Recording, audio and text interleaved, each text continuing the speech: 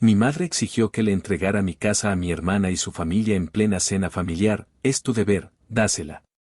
Cuando grité, no, ella me respondió, entrega las llaves y lárgate. Si aún no estás suscrito al canal, haz clic en el botón de suscripción y activa la campanita para no perderte ninguna de nuestras historias. Tu apoyo significa todo para nosotros. Si esta historia te parece interesante, déjale un like. También me encantaría saber de qué ciudad eres. Déjanos el nombre de tu ciudad en los comentarios. Ahora, empecemos con la historia. El olor a pintura fresca y a madera nueva todavía flotaba en el aire, un perfume que para mí era el aroma del éxito. Hacía apenas un mes que me habían entregado las llaves de mi casa en San Pedro Garza García, y esa noche, por primera vez, mi familia estaba aquí. Mi madre, Berenice, mi padre, Damián, mi hermana menor, Gala, y su esposo, Uriel. Estaban sentados en mi comedor, sobre sillas que yo había elegido con esmero, alrededor de una mesa que había pagado con el sudor de mi frente. La luz cálida de la lámpara de diseño que colgaba sobre nosotros se reflejaba en las copas de vino, un vino caro que había comprado para celebrar. Para celebrar lo que yo creía que era un logro que ni siquiera ellos podrían ignorar. Una casa de 3 recámaras y un pequeño jardín, una propiedad de 7,5 millones de pesos mexicanos comprada a mis 31 años. Yo, Itzel, la analista financiera, la que prefería los números a las personas, la hija invisible, finalmente les estaba mostrando algo tangible, algo innegable. Pues el arquitecto no tenía mal gusto, dijo mi madre, Berenice, mientras pasaba un dedo por el borde de su copa, sin mirarme. Su tono no era de halago, sino de análisis, como si estuviera tasando la propiedad para alguien más.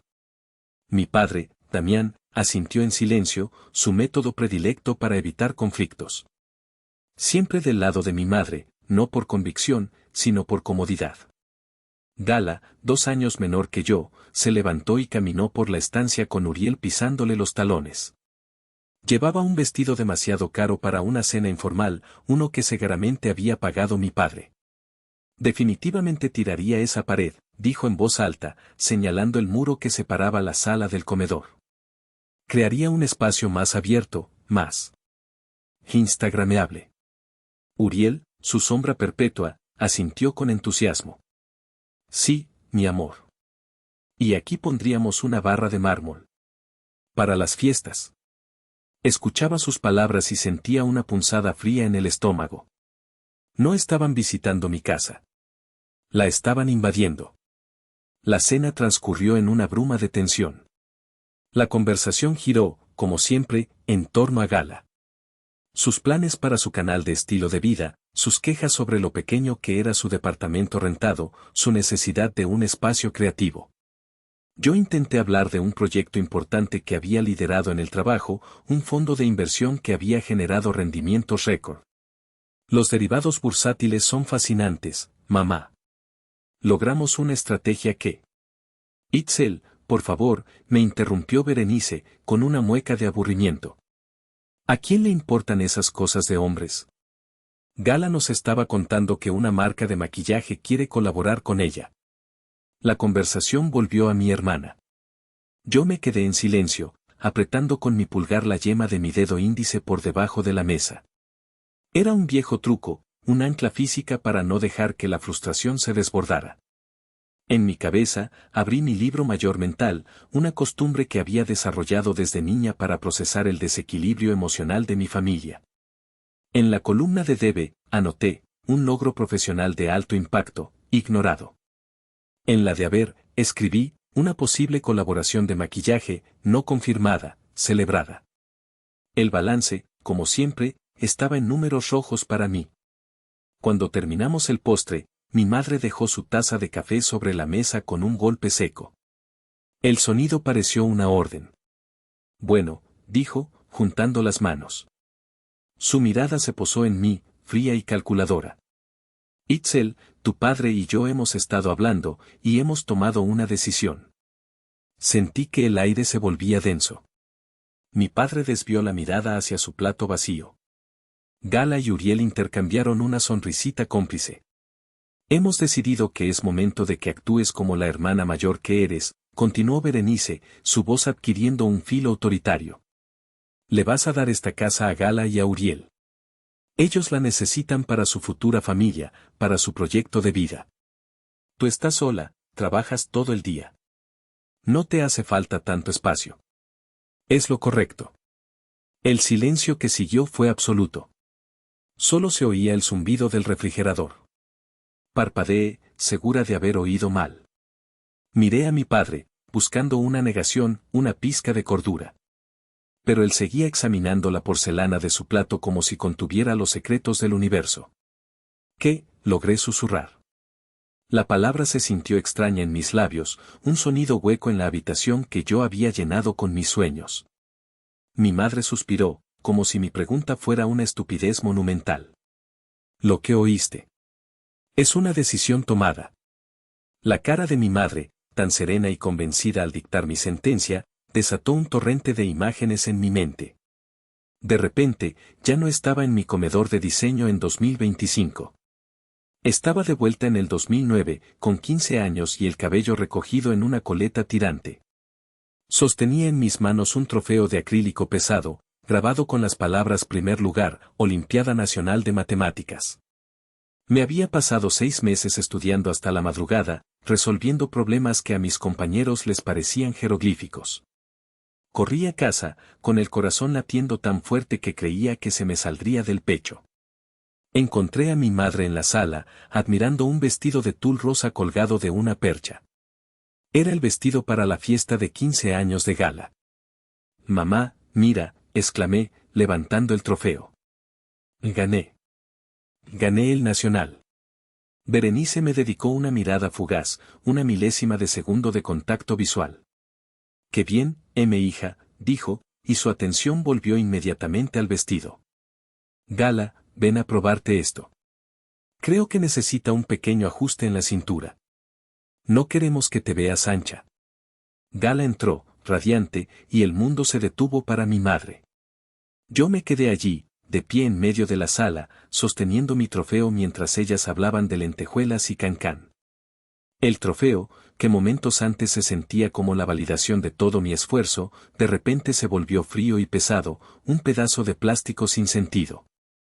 En mi libro mayor mental, la entrada fue clara: activo, logro intelectual, 1,000 pesos. Pasivo, vestido de fiesta, 10,000 pesos. Balance, negativo. La escena cambió. Ahora era el 2012. Tenía 18 años y sostenía un sobre con el logo del Tecnológico de Monterrey. Adentro, la carta que cambiaría mi vida: admisión a la carrera de finanzas con una beca del 100%. Mi pasaporte para salir de esa casa, para construir mi propio mundo. Corrí a la cocina, donde mi familia estaba reunida. Entré. Me dieron la beca completa. Mi padre me dio una palmada torpe en la espalda. Felicidades, campeona. Pero antes de que pudiera disfrutar el momento, Gala soltó un gritito agudo. Ay, mamá, me duele. Creo que se me infectó. Toda la atención se desvió hacia su oreja. Se había hecho una nueva perforación el día anterior y ahora estaba roja e hinchada. Mi madre corrió a buscar alcohol y algodón, mi padre buscaba en su cartera para darle dinero para algún ungüento caro. Mi carta de aceptación, mi futuro, quedó olvidada sobre la mesa de la cocina mientras la tragedia de un lóbulo inflamado acaparaba el escenario. ¿Por qué dolía tanto? ¿Por qué, a mis 31 años, estas viejas heridas seguían sangrando? Porque detrás de la indiferencia de mi padre estaba el verdadero motor de mi dolor, mi desesperada necesidad de la aprobación de mi madre. Él era un satélite, pero ella era el sol oscuro alrededor del cual giraba mi universo emocional. Su validación era la única que yo había anhelado, porque era la única que parecía tener valor en esa casa. Su rechazo no era simplemente favoritismo, era un juicio sobre mi existencia, la confirmación constante de que yo era un error en su ecuación de la familia perfecta. Recordé la vez que tuve neumonía, hacía apenas 3 años. Estaba sola en mi departamento, con una fiebre de 40 grados que me hacía delirar. Apenas pude tomar el teléfono para llamarla. Mamá, jadeé, estoy muy mal, no puedo respirar. Hubo una pausa. Al otro lado de la línea, oí la música de un salón de belleza. «Ay, Itzel, qué inoportuna», dijo su voz, teñida de fastidio. «Estoy acompañando a tu hermana a que le hagan las uñas de gel, tiene un evento importante. Pide un Uber o algo. No seas exagerada». Y colgó. Terminé llamando a una ambulancia. Pasé 4 días en el hospital, sola. Nadie de mi familia fue a visitarme. La única llamada que recibí de mi madre fue para preguntarme si ya me sentía mejor porque Gala necesita que la ayudes con su declaración de impuestos. Estos no eran incidentes aislados. Eran patrones. Eran la estructura sobre la cual se había construido mi vida. Y ahora, sentada en mi propia casa, la casa que pagué con el dinero que gané en una carrera que a ella nunca le importó, entendía. Su petición no era una locura repentina. Era el paso final y lógico en una vida entera de anularme. Querían tomar lo único que yo había construido lejos de su influencia, el único lugar donde su desprecio no podía alcanzarme. Querían borrar mi éxito y reemplazarlo con el de Gala. «Es lo justo», repitió mi madre, sacándome de mi trance. Su voz era firme, como la de una jueza dictando una sentencia inapelable. «Lo justo». La palabra resonó en mi cabeza con una ironía tan amarga que casi me hizo reír. ¿Qué sabía ella de justicia? Mi mundo era un universo de lógica y datos. En mi oficina, en el piso 34 de una torre de cristal en el corazón financiero de Monterrey, yo era alguien. Gestionaba portafolios de inversión que valían cientos de millones de pesos. Mis proyecciones determinaban el rumbo de empresas. Mis colegas, hombres y mujeres con doctorados y mentes brillantes, buscaban mi opinión. Me respetaban. Cuando yo hablaba en una junta, la gente escuchaba. Mi valor era cuantificable, estaba en los informes de rendimiento, en los gráficos de crecimiento exponencial. Cuando firmé las escrituras de mi casa, el notario, un hombre mayor y formal, me estrechó la mano y me dijo: «Felicidades, señorita Itzel. Es usted un ejemplo de tenacidad». Sentí un orgullo tan intenso que me quemaba el pecho. No había habido un padre que me avalara, ni un marido que pagara la mitad. Cada peso de esos 7,5 millones había salido de mi cuenta bancaria, una cuenta alimentada por años de desvelos, de fines de semana trabajando, de sacrificar mi vida social por mi carrera. Mi casa no era solo ladrillo y cemento, era la manifestación física de mi independencia, de mi valía. Era mi fortaleza. Y luego estaba Gala. Mi hermana vivía en una realidad paralela, una construida sobre filtros de Instagram y mentiras piadosas. Se autodenominaba creadora de contenido, una influencer de estilo de vida. Su perfil era un collage de fotos perfectamente editadas, ella con un café en una terraza de moda, que no podía pagar, ella recomendando cremas faciales carísimas, que le enviaban gratis o que compraba y luego devolvía. Ella hablando de paz interior y manifestar tus sueños. Su último proyecto, el que mis padres financiaban con una fe ciega, era posicionarse como una gurú del hogar y la maternidad. Daba consejos sobre cómo decorar la casa perfecta, cómo prepararse para la llegada de un bebé, cómo crear un nido de amor. Todo esto, desde un departamento rentado de 2 recámaras que siempre estaba desordenado, y sin tener hijos, ni siquiera planes concretos de tenerlos. Su vida era una completa farsa. Lo que mis padres no sabían, o se negaban a ver, era la cruda realidad financiera detrás de la fachada. Yo sí la sabía, porque una vez Gala me pidió ayuda con sus impuestos y vi el desastre. Tenía deudas de tarjetas de crédito que superaban los 400,000 pesos. Vivía mes a mes, saltando de un pago mínimo a otro, manteniendo a flote una imagen de éxito que no existía. Uriel, su esposo, trabajaba en un puesto de ventas mediocre, aportando apenas lo suficiente para la gasolina y sus propios caprichos. Eran un desastre financiero esperando ocurrir. Y yo, la experta en finanzas, la que podía ver la catástrofe venir a kilómetros de distancia, era la que tenía que pagar por su irresponsabilidad. La ironía era tan espesa que podía cortarse con un cuchillo. Ellos no solo querían mi casa por el espacio. La querían como un salvavidas. Querían que mi éxito tangible y real absorbiera su fracaso ficticio y glamoroso. Querían que mi fortaleza se convirtiera en el escenario para su obra de teatro. Gala se lo merece, dijo mi madre, su voz llena de una convicción inquebrantable. Ella le pone belleza al mundo. Tú solo, acumulas dinero. En ese momento, lo entendí. Para ella, mi éxito no era real. Era algo frío, abstracto, casi sucio. El éxito de Gala, aunque falso, era visible, era estético. Era algo que ella podía presumir con sus amigas. Y en su mundo, eso era lo único que importaba. Respiré hondo. El aire de mi propia casa se sentía pesado, viciado. Levanté la vista de mis manos y miré a cada uno de ellos a los ojos. A mi padre, que ahora sí me miraba, pero con una expresión de súplica, pidiéndome en silencio que no causara problemas. A Uriel, que tenía una sonrisa de tiburón, saboreando una victoria que creía segura. A Gala, cuya expresión era una mezcla de arrogancia y expectación infantil, como si estuviera a punto de abrir el regalo más grande en Navidad. Y finalmente, a mi madre. Sus ojos no mostraban duda ni culpa. Solo una certeza de hierro, la certeza de quien cree tener el derecho divino de disponer de la vida de los demás. En ese instante, algo dentro de mí, un resorte que había estado comprimido durante 31 años, finalmente se rompió. No fue un acto de ira explosiva. Fue una liberación silenciosa y fría. El libro mayor mental en mi cabeza se cerró. La cuenta estaba saldada. La deuda emocional que yo creía tener con ellos, la obligación de buscar su amor, se evaporó. Ya no les debía nada. No, dije.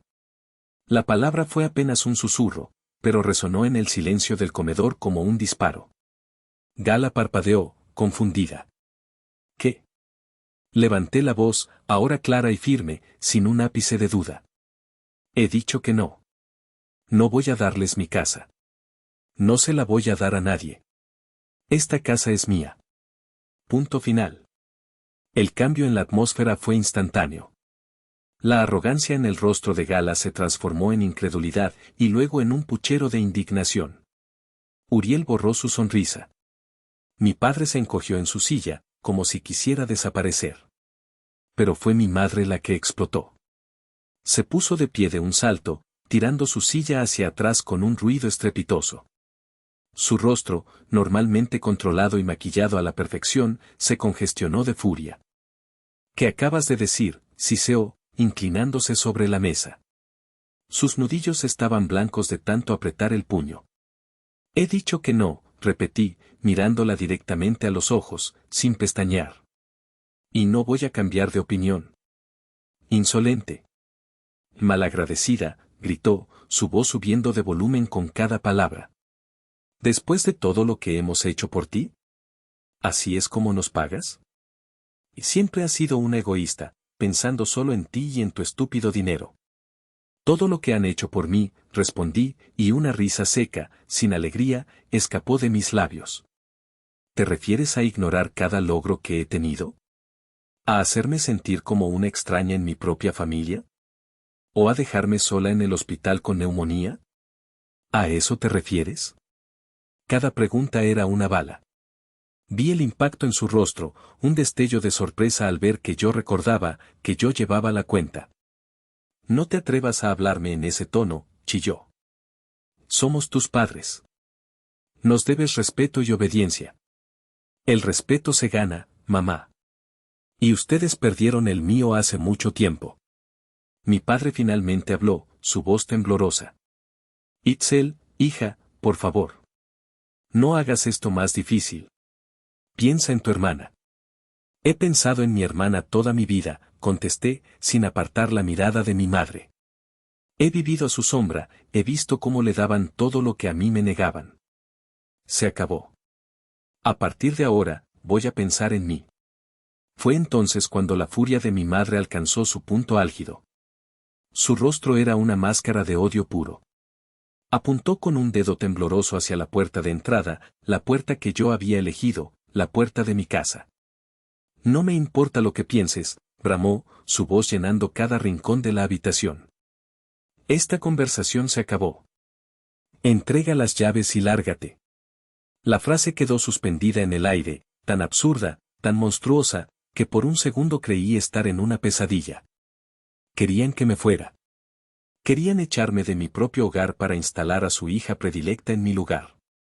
Sin decir una palabra más, me levanté. Cogí mi bolso del respaldo de la silla. Caminé con la espalda recta hacia la puerta.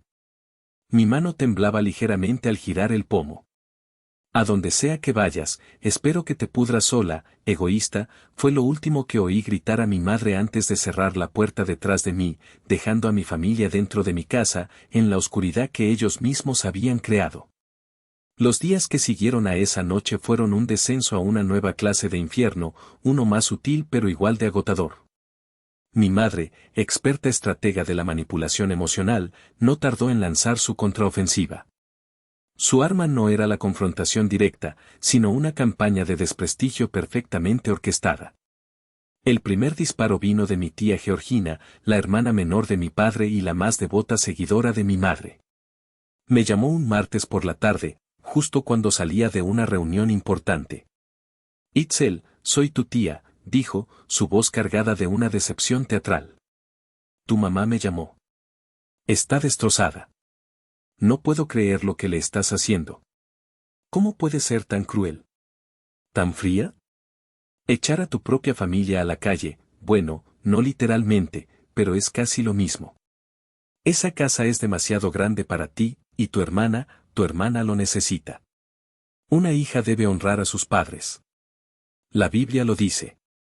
Estás cometiendo un pecado de soberbia. Escuché su monólogo sin interrumpir, sintiendo cómo la ira se convertía en un hielo pesado en mis venas. Tía, dije cuando finalmente hizo una pausa para respirar, tú no sabes toda la historia. Sé lo que me contó tu madre, replicó, ofendida. Y ella nunca mentiría sobre algo así. Deberías avergonzarte. Y me colgó. Ese fue solo el comienzo. Empezaron a llegar mensajes de primos con los que no había hablado en años.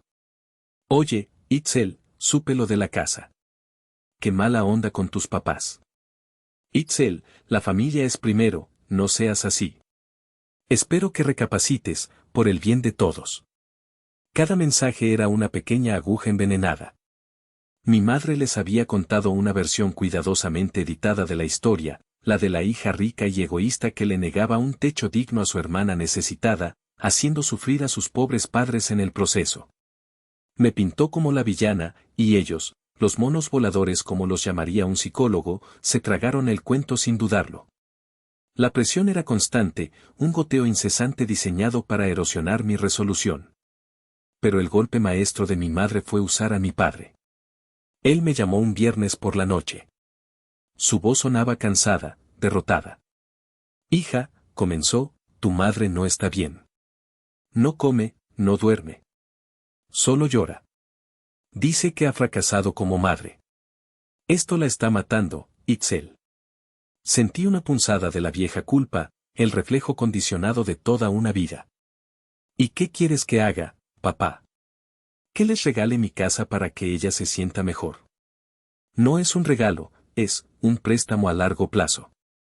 Piénsalo así, dijo, su voz apenas un susurro. Solo queremos que la familia esté en paz. Por favor, hazlo por tu madre. Hazlo por mí. Esa súplica, esa forma de poner toda la responsabilidad sobre mis hombros, casi me rompe. Pero entonces, en medio de esa tormenta emocional, sonó mi otra línea. Era un número desconocido. Disculpa, papá, tengo que contestar. Colgué y respondí la otra llamada. ¿Sobrina? Soy yo, tu tío Eladio.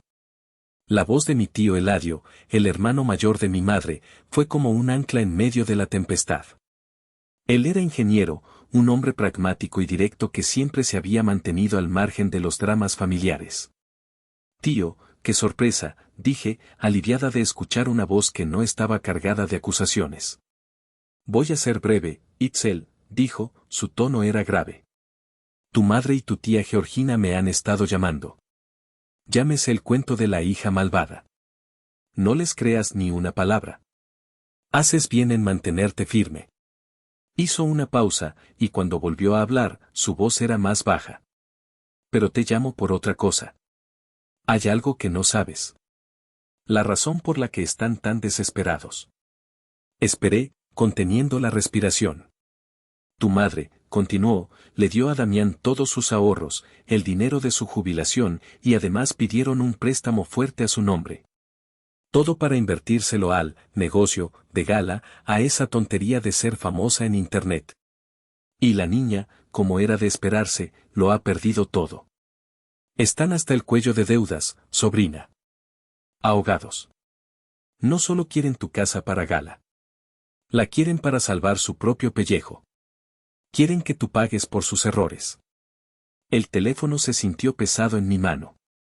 El mundo pareció inclinarse sobre su eje.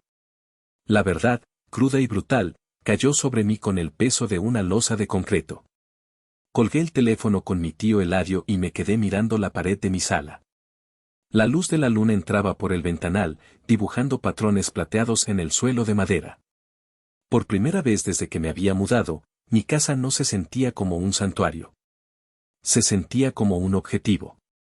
La revelación de mi tío no me causó tristeza. La tristeza ya se había agotado en mí. Lo que sentí fue una claridad escalofriante, como el aire helado de la montaña que te quema los pulmones pero te despeja la mente. El rompecabezas, cuyas piezas había estado tratando de encajar toda mi vida, de repente se completó. No se trataba solo de favoritismo.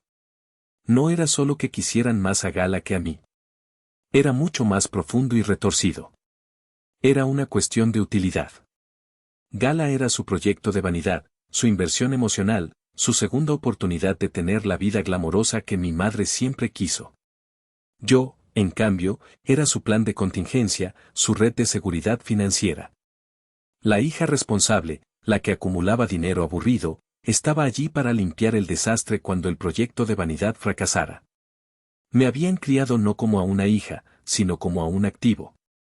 Un activo que ahora se negaba a ser liquidado. La desesperación de mis padres, sus lágrimas, sus chantajes emocionales, todo adquirió un nuevo significado.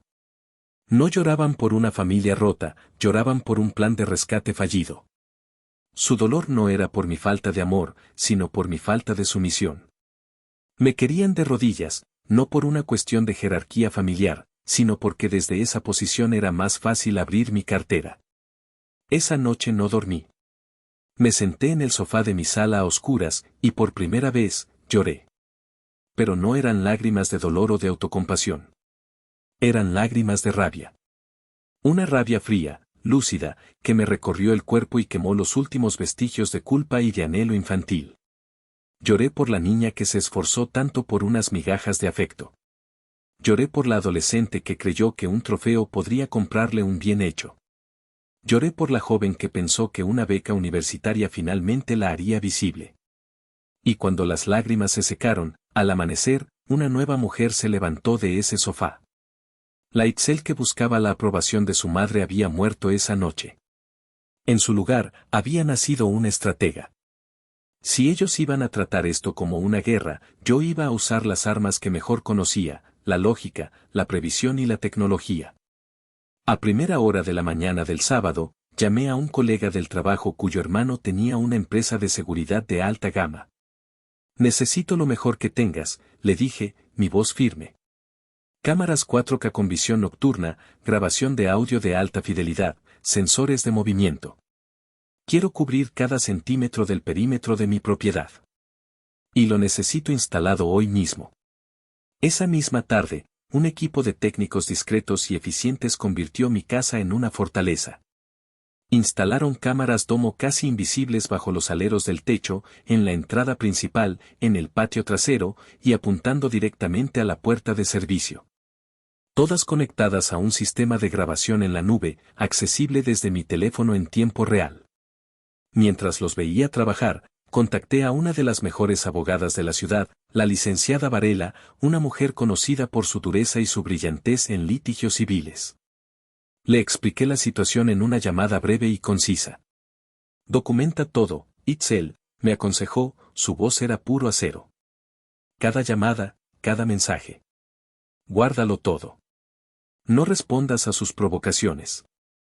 Y por lo que más quieras, no te reúnas con ellos a solas. A partir de ahora, yo soy tu única voz con ellos. Me sentí poderosa. Me sentí en control. La niña asustada se había ido. Ahora, era una analista financiera protegiendo su inversión más importante, su propia vida. El tablero de ajedrez estaba listo. Y yo estaba esperando su próximo movimiento. La tecnología era un escudo, pero la soledad pesaba en la casa ahora silenciosa. Los muros que antes representaban mi éxito, ahora se sentían como una barrera que me aislaba del mundo. Necesitaba algo más que cámaras y abogados. Necesitaba un latido, una presencia viva que no me juzgara, que no me exigiera nada más que mi compañía. Fue así como, una semana después de convertir mi casa en un búnker, me encontré conduciendo hacia el refugio de animales municipal. Nunca antes había tenido una mascota, mi madre siempre dijo que eran sucios y caros. Otra razón más para tener uno ahora. El refugio era un lugar ruidoso y agridulce, lleno de ladridos de esperanza y de abandono. Caminé por los pasillos, mirando las caras de docenas de perros que me observaban a través de los barrotes. Y entonces, en la última jaula, lo vi. No era el perro más bonito ni el más juguetón. Era un perro grande, de un color gris ceniza, con la piel arrugada y casi sin pelo en algunas partes, característico de un mestizo de Xoloitzcuintle. Estaba acurrucado en una esquina, temblando ligeramente, y sus ojos, dos pozos de ámbar líquido, me miraron con una desconfianza y una tristeza que reconocí al instante. Eran los ojos de alguien que había aprendido a no esperar nada bueno del mundo. La voluntaria que me acompañaba suspiró. Ah, ese es Cenizo. Pobre animal. Lo encontraron atado a un poste, muy desnutrido. Su anterior dueño lo maltrataba. Es muy desconfiado con la gente, especialmente con los hombres. No creo que sea el más fácil de adoptar. Me arrodillé frente a su jaula. Hola, guapo, le dije en voz baja. Él no se movió, pero sus orejas se crisparon. Yo también soy un poco desconfiada. Quizás nos entendamos. Pasé la siguiente hora sentada en el suelo junto a su jaula, hablándole en susurros, sin intentar tocarlo. Le conté de mi trabajo, de mi casa, de mi familia. Le hablé como si pudiera entenderme. Y poco a poco, lo increíble sucedió. Dejó de temblar. Levantó la cabeza. Y finalmente, se acercó a los barrotes y lamió tímidamente mis dedos. En ese momento, supe que lo había encontrado. No solo a un perro, sino a un alma gemela, a un compañero de batallas. El proceso de adopción fue rápido. Cuando firmé los papeles, sentí una oleada de emoción que no había sentido ni siquiera al firmar las escrituras de mi casa. Esto era diferente. Esto no era un logro. Era un compromiso. Los primeros días en casa, Cenizo fue una sombra silenciosa. Me seguía de habitación en habitación, manteniendo siempre una distancia prudencial. Pero con cada plato de comida, con cada palabra amable, con cada paseo tranquilo por el parque, esa distancia se acortaba. Empezó a dormir a los pies de mi cama. A apoyarme la cabeza en las rodillas mientras yo trabajaba en el portátil. Descubrí que debajo de su apariencia tosca y su pasado triste, había un ser increíblemente dulce y leal. Pero también vi su instinto protector. El día que un repartidor se acercó demasiado rápido a la puerta principal, Cenizo se interpuso entre nosotros, con el lomo erizado y un gruñido bajo y profundo que no admitía discusión. No era agresivo. Era un guardián. Él no lo sabía, pero al adoptarlo, no solo le había dado un hogar. Le había dado un propósito. Y él, a su vez, me había dado a mí algo que el dinero no podía comprar, una lealtad incondicional. Juntos, éramos un equipo. Y estábamos listos para lo que viniera. Pasaron 3 meses. 3 meses de una paz casi surrealista. Mi familia, quizás al darse cuenta de que sus tácticas de acoso no funcionaban, entró en una fase de silencio hostil. No más llamadas, no más mensajes. Era una calma tensa, la calma que precede a la tormenta. Yo sabía que no se habían rendido. Solo estaban reagrupándose, esperando una oportunidad. Y yo se la iba a dar. A finales de mes, mi jefe me llamó a su oficina. Itzel, ha surgido algo grande. Un cliente potencial en Ciudad de México. Necesito que vayas este fin de semana. Es una reunión crucial, no puedo enviar a nadie más. Mi primer instinto fue negarme. La idea de dejar mi casa, de dejar a Cenizo, me provocaba una ansiedad paralizante. Pero entonces, mientras miraba el calendario, una idea fría y audaz comenzó a formarse en mi mente. Esto no era un problema. Era una oportunidad. La oportunidad perfecta. Por supuesto, le dije a mi jefe, mi voz sonando mucho más segura de lo que me sentía. Estaré en el primer vuelo del viernes. Esa noche, puse mi plan en marcha. Lo primero fue asegurarme de que Cenizo estuviera bien cuidado. Toqué la puerta de mi vecina, doña Consuelo, una viuda amable y enérgica de unos 70 años que se había encariñado con Cenizo desde el día que llegó. Le encantaba pasarle trozos de pollo a través de la valla y siempre me preguntaba por él. Doña Consuelo, le dije, tengo que salir de la ciudad por trabajo este fin de semana. ¿Cree que podría echarle un ojo a Cenizo? Solo sería darle de comer y abrirle la puerta del patio para que corra un poco. Sus ojos se iluminaron. Claro que sí, hija. Por supuesto. No te preocupes por nada. Ese perrito y yo nos llevamos de maravilla. Tú viaja tranquila. El segundo paso fue la carnada. Tenía que hacerle saber que me iba. El viernes por la mañana, publiqué una historia en mi perfil privado de Instagram, uno al que solo tenían acceso unos pocos amigos y, por supuesto, mi hermana Gala, que lo revisaba obsesivamente. Era una foto de mi maleta junto a un pase de abordar digital. El texto era simple, fin de semana de trabajo en CDMX. A cerrar ese trato. Sabía que Gala vería la historia en menos de 5 minutos y que la noticia se extendería a mis padres como un reguero de pólvora. El tercer y último paso fue la trampa. Antes de irme al aeropuerto, abrí la aplicación de mi sistema de seguridad en mi tableta. Comprobé cada cámara. El audio estaba activado. La grabación en la nube, funcionando perfectamente. El sistema estaba diseñado para enviarme una alerta al móvil cada vez que detectara movimiento en el perímetro de la propiedad. Hice una última comprobación, asegurándome de que la batería de mi teléfono y de un cargador portátil estuviera al 100%. Le di a Cenizo un largo abrazo. Pórtate bien, grandulón, le susurré al oído. Mamá vuelve pronto. Mientras el taxi me llevaba al aeropuerto, no sentía miedo. Sentía una extraña mezcla de nervios y una determinación gélida. Era como en mi trabajo, justo antes de una presentación importante ante un consejo de administración. Había analizado todos los datos, había previsto todos los escenarios posibles, había preparado mi estrategia. Ahora, solo quedaba esperar a que mi oponente hiciera su movimiento. El cebo estaba en el agua. Y yo sabía, con una certeza absoluta, que iban a morder. Si están disfrutando de este relato, me harían un gran favor si le dan un me gusta al video, se suscriben al canal y me dejan un comentario diciéndome desde qué ciudad me están escuchando. Cada comentario ayuda a que esta historia llegue a más personas. Muchas gracias por su apoyo. La reunión en Ciudad de México fue un éxito. El viernes por la tarde y todo el sábado estuve inmersa en hojas de cálculo, proyecciones y negociaciones. Logré mantener mi mente ocupada, pero una parte de mi atención estaba siempre en mi teléfono, esperando la vibración de una alerta. El viernes por la noche, nada. El sábado durante el día, son alertas de Doña Consuelo entrando a mi patio para jugar con Cenizo. Empecé a sentir una punzada de duda. ¿Y si los había subestimado? ¿Y si, después de todo, no eran tan predecibles? La noche del sábado, estaba en mi habitación de hotel, revisando mis notas para la última reunión del domingo. Eran casi las 11 de la noche.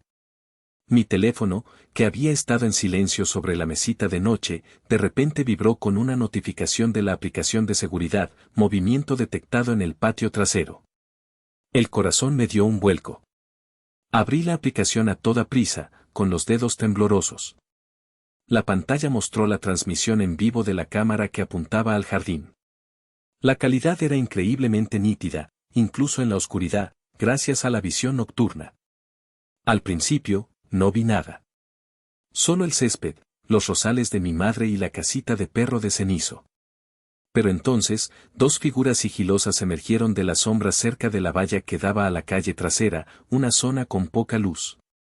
Eran Gala y Uriel. Se movían agachados, como ladrones de caricatura. Uriel llevaba una especie de palanca en la mano. Se acercaron a la puerta de servicio que daba a la cocina. Mi pulso se aceleró. Los estaba viendo en tiempo real, a cientos de kilómetros de distancia, intentando forzar la entrada a mi casa. Estaba a punto de activar la alarma de pánico desde la aplicación cuando Cenizo apareció en escena. No ladró. Salió de la oscuridad como un espectro gris, plantándose entre ellos y la puerta.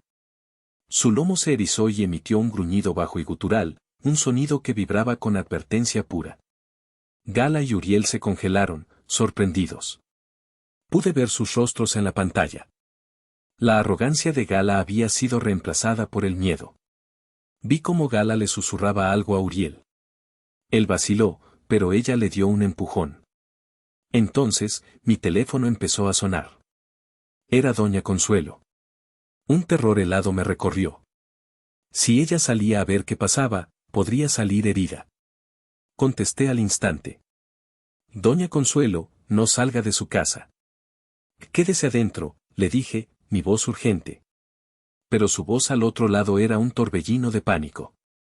Itzel, tienes que volver ahora mismo, gritó, su voz temblorosa y aguda.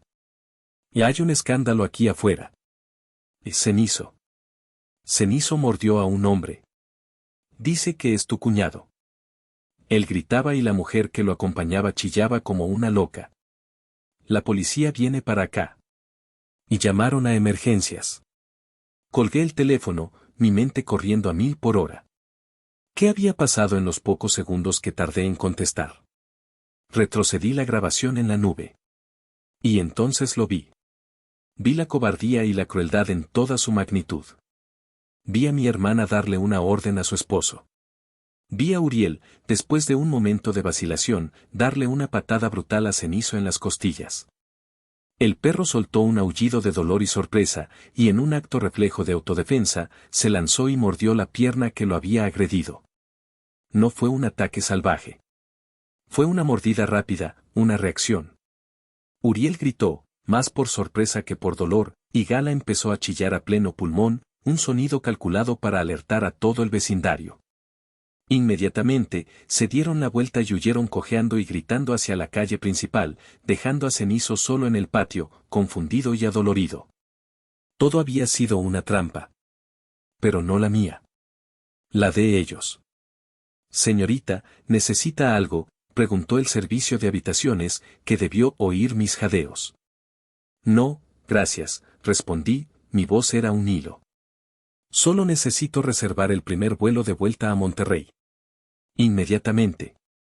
Llegué a mi calle a las 8 de la mañana del domingo.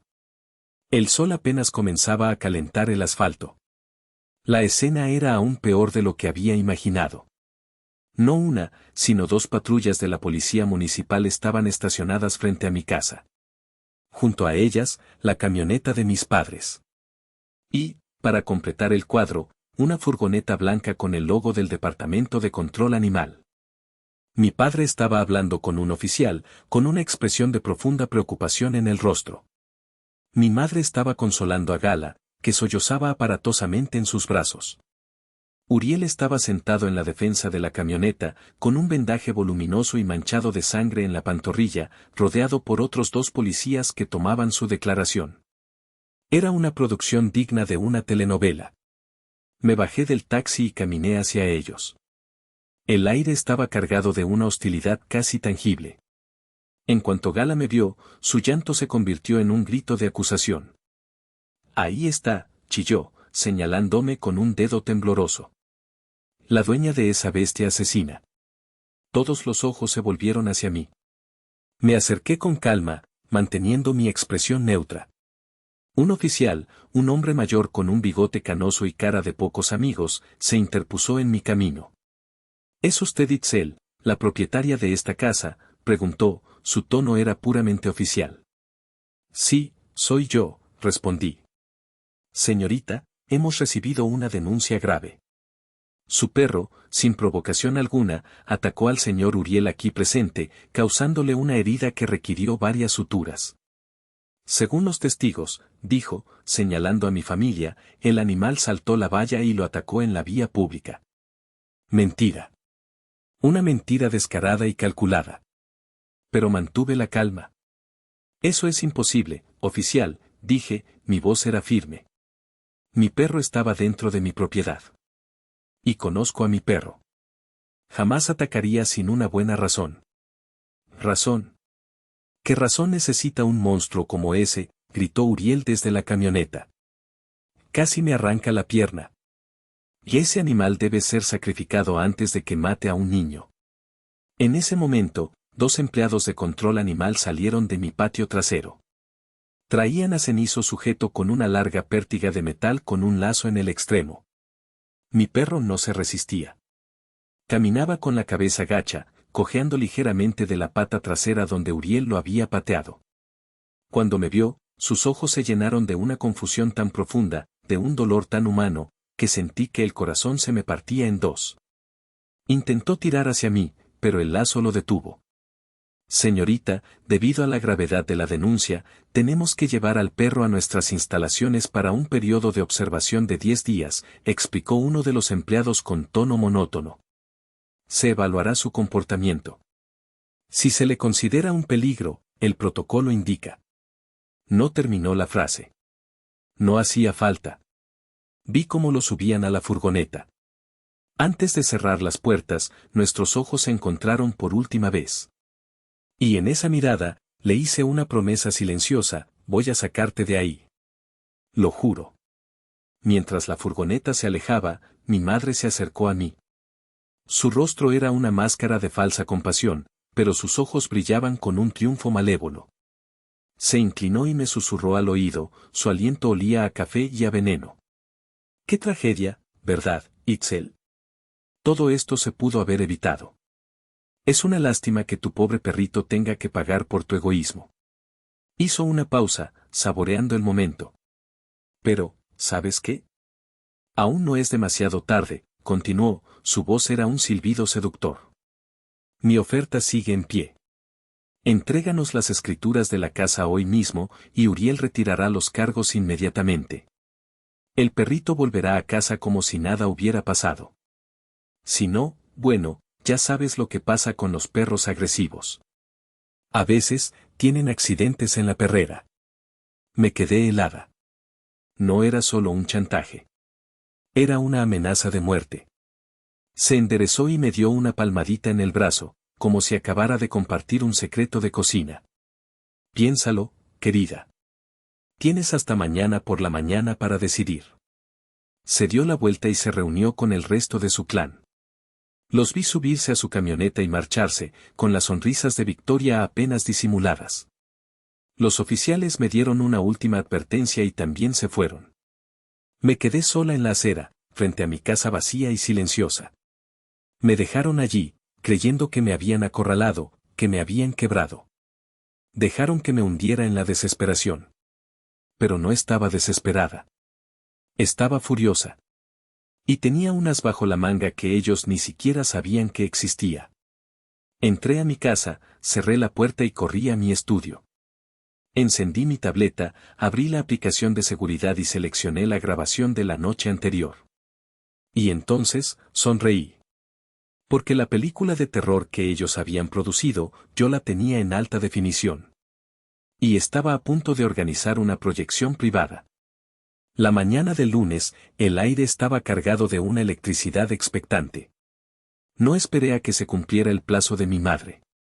Tomé la iniciativa.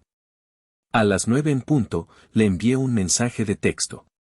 He pensado las cosas, escribí. Tienen razón.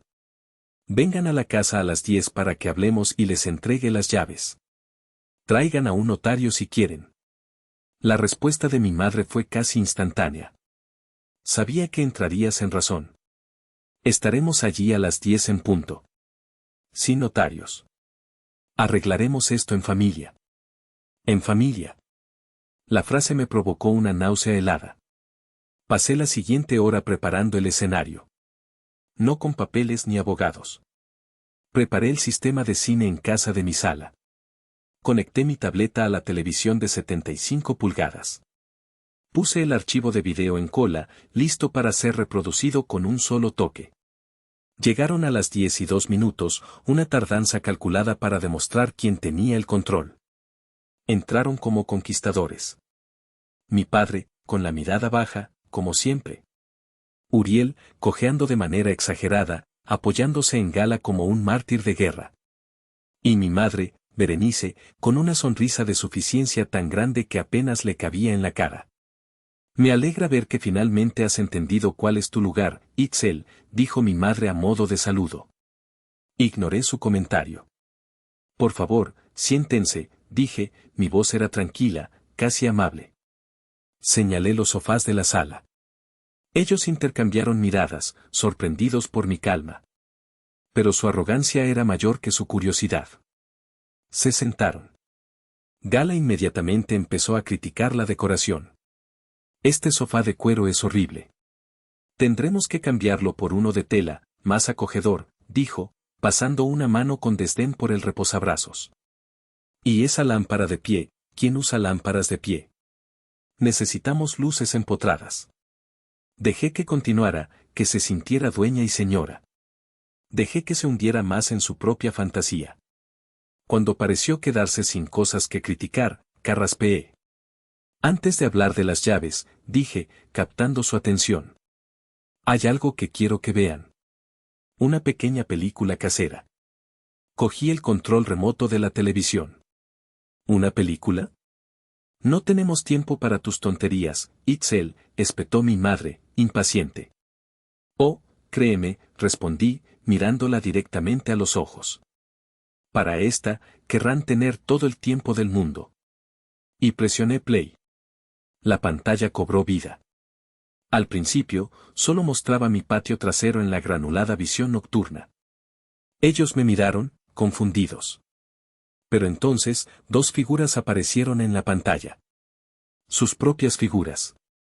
Vi cómo el color desaparecía del rostro de Gala. Vi cómo Uriel dejaba de fingir su cojera y se enderezaba en el sofá. Vi a mi padre abrir la boca, sin emitir sonido. Y vi a mi madre, cuyo rostro pasó de la confusión a la incredulidad y de la incredulidad al más puro y absoluto terror. El sistema de audio de alta fidelidad llenó la sala. Su propio diálogo, sus susurros conspiradores, sonaban tan claros como si los estuvieran diciendo en ese mismo instante. ¿Estás seguro de que no hay nadie?, susurraba la Gala de la pantalla.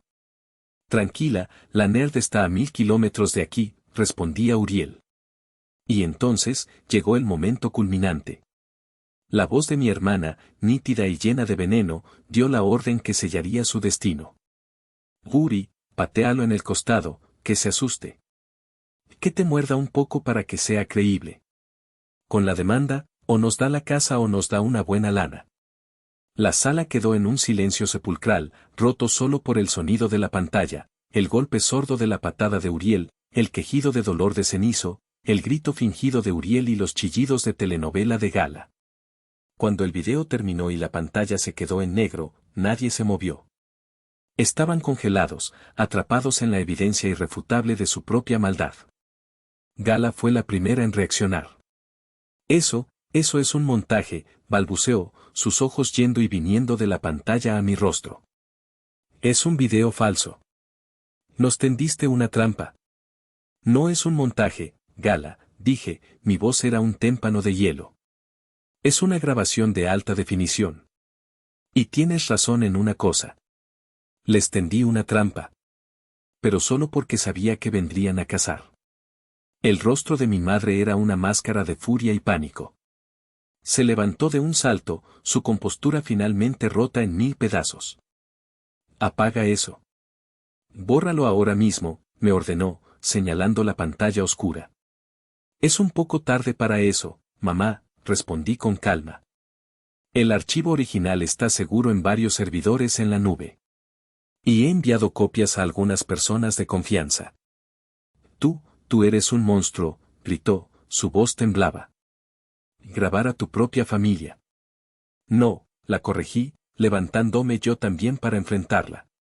Un monstruo es quien abusa de su familia, quien la chantajea, quien está dispuesto a sacrificar a un animal inocente y la vida de su propia hija para cubrir sus deudas. Eso es un monstruo. En ese preciso instante, como si estuviera perfectamente sincronizado por un director de cine, sonó el timbre. Ellos se sobresaltaron. Intercambiaron miradas de pánico. ¿A quién llamaste?, siseó mi padre, hablando por primera vez, su voz era un hilo de miedo. Sonreí. Una sonrisa sin alegría, una sonrisa de justicia. A nuestros invitados de honor. Caminé hacia la puerta y la abrí. Afuera, esperaban 2 oficiales de la policía municipal y una mujer alta, de traje sastre impecable y mirada penetrante, la licenciada Varela. Adelante, por favor, dije, haciéndome a un lado. Creo que ya conocen a la mayoría de los presentes. La entrada de la ley en mi sala tuvo un efecto inmediato. Gala soltó un sollozo. Uriel se puso pálido como el papel. Mi padre parecía que iba a desmayarse. Solo mi madre mantuvo una fachada de indignación. «Oficiales, esta mujer está loca», exclamó, señalándome. «Nos está acosando. Nos mostró un video falso para intimidarnos». La licenciada Varela dio un paso al frente, interponiéndose entre mi madre y yo. «Señora», dijo, su voz era seda y acero, «le aconsejaría que guarde silencio. Todo lo que diga puede y será usado en su contra». Luego, se dirigió a los oficiales. «Oficiales, mi clienta, la señorita Itzel, desea presentar una denuncia formal. Tenemos evidencia en video de allanamiento de morada, maltrato animal con la intención de fabricar evidencia y un intento de extorsión y chantaje». Les entregó una tableta idéntica a la mía, con el video ya cargado. Los 2 policías lo vieron en silencio, sus expresiones volviéndose más y más duras con cada segundo que pasaba.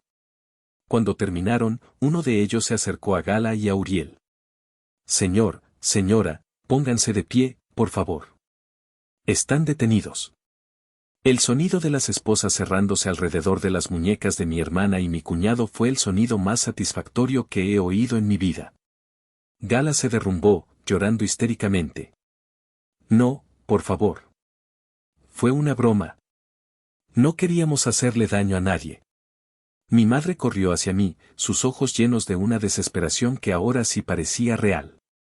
Me agarró del brazo, sus uñas clavándose en mi piel. «Itzel, por el amor de Dios, para esto.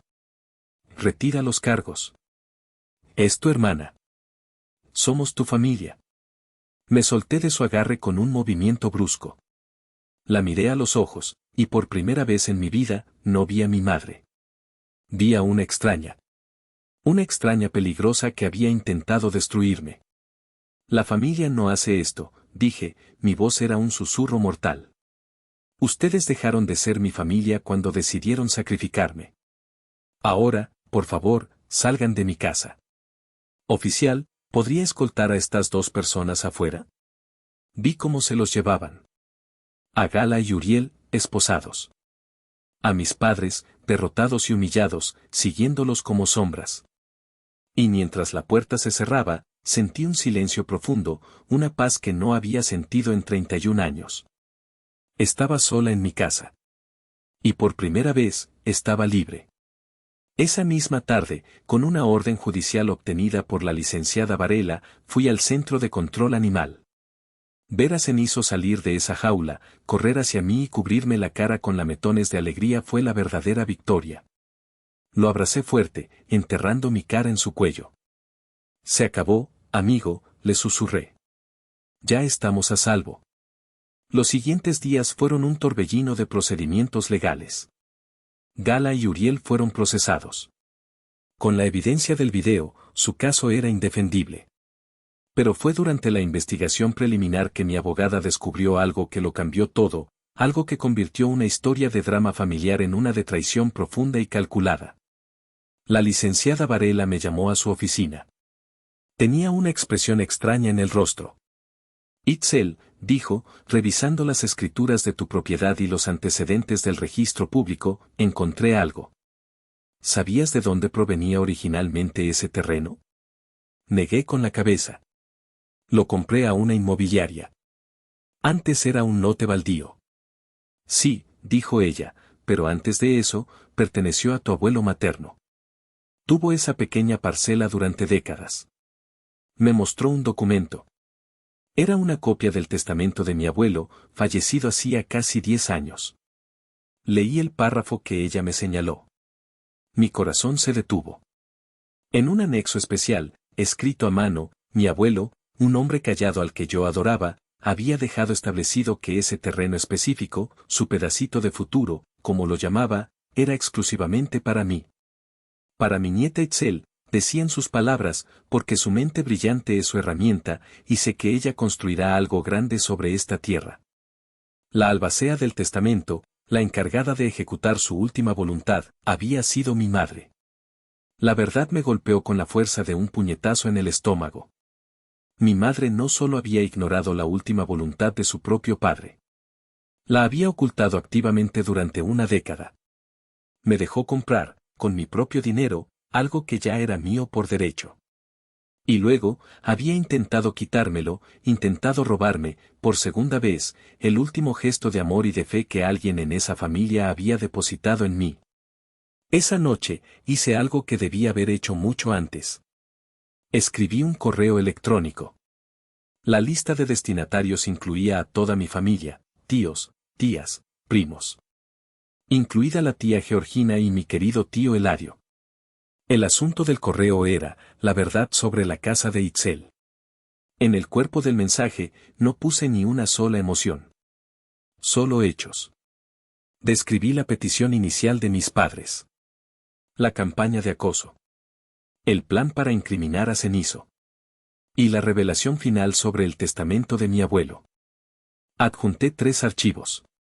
El primero, el video completo de mi cámara de seguridad. El segundo, una copia escaneada del testamento de mi abuelo. El tercero, el informe policial de la detención de Gala y Uriel. Y terminé el correo con una simple frase, hechos, no opiniones. A partir de hoy, considero mi relación con Berenice, Damián, Gala y Uriel terminada.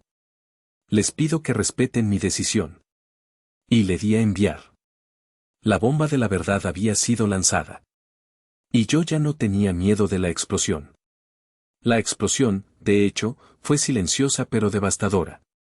El correo electrónico se extendió por la familia como un incendio forestal. Recibí docenas de llamadas y mensajes. Mi tía Georgina me llamó llorando, pidiéndome perdón por haber creído las mentiras de mi madre. Mi tío Eladio me llamó para decirme que estaba orgulloso de mí. Primos que me habían juzgado ahora me ofrecían su apoyo incondicional. Las consecuencias para mi familia inmediata fueron rápidas y brutales. Gala y Uriel se declararon culpables para evitar la cárcel. Recibieron una multa considerable, que mis padres tuvieron que pagar, y una sentencia de libertad condicional con la orden de mantenerse a 500 metros de mí y de mi propiedad. Pero el verdadero castigo fue social. En la siguiente reunión familiar, una carne asada para celebrar el cumpleaños de un primo, nadie los invitó. Se convirtieron en parias, los protagonistas de un escándalo vergonzoso que ahora todos conocían en detalle. Su red de seguridad familiar, la que siempre los había protegido, se desvaneció. Mi vida, por otro lado, floreció en el silencio que dejaron atrás. La casa volvió a ser mi santuario. Con el dinero que obtuve de la reparación de daños civiles, establecí una pequeña beca a nombre de mi abuelo, la beca de la lógica y los números, para ayudar a jóvenes de bajos recursos, especialmente mujeres, que quisieran estudiar carreras de ciencias o finanzas. Era mi forma de honrar su fe en mí. Cenizo y yo nos convertimos en una unidad inseparable. Nuestras tardes consistían en largos paseos por el parque del vecindario. Fue en uno de esos paseos, mientras le lanzaba una pelota, que otro perro, un labrador color chocolate, se acercó a jugar. Su dueño, un hombre de mi edad con una sonrisa amable y ojos que reían, se acercó para disculparse. Se llamaba Isaac. Era arquitecto. Hablamos durante una hora, sobre perros rescatados, sobre el pésimo tráfico de la ciudad y sobre el placer de construir algo propio. No hubo pretensiones, no hubo juegos. Solo una conexión fácil y genuina. Al despedirnos, me pidió mi número. Y yo se lo di sin dudarlo. No sé a dónde me llevará esta nueva etapa de mi vida. Pero mientras caminaba de regreso a casa, con Cenizo trotando feliz a mi lado y la promesa de un café con Isaac el próximo fin de semana, sentí una ligereza que nunca antes había conocido. ¿Hice lo correcto al exponer a mi propia madre y hermana de esa manera, destruyendo lo que quedaba de la familia? ¿O había otra solución? ¿Ustedes qué harían en mi lugar? Muchas gracias por haber llegado hasta el final de esta historia. Si te ha gustado, te agradecería muchísimo que le dieras un me gusta, que compartieras el video y, si aún no lo has hecho, que te suscribas al canal para no perderte ninguna de las historias que están por venir. Tu apoyo es lo que hace posible este espacio. Si están disfrutando de este relato, me darían una alegría muy grande si presionan el botón de hipear.